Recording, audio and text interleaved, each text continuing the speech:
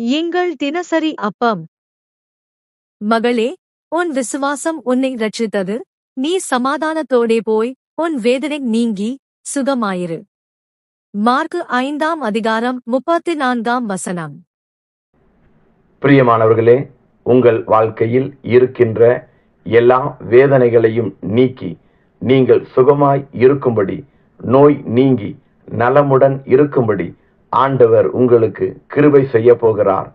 பல வருடங்களாக உங்களை வேதனைப்படுத்தி உங்களை கண்ணீர் வடிக்க வைத்து நீங்கள் சமாதானத்தை இழக்கும்படி வைத்த எல்லா வேதனைகளுக்கும் ஆண்டவர் ஒரு முற்றுப்புள்ளி வைக்க போகிறார்.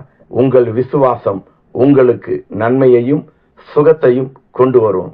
பிரியமானவர்களே, நீங்கள் சிறுமைப்பட்ட ஒடுங்கின நாட்களுக்கும் நீங்கள் தீங்குற்ற துன்பத்தை கண்ட ஆண்டுகளுக்கும் ஈடாக சரியாய் ஆண்டவர் உங்களை மகிழ்ச்சி ஆக்குவார்.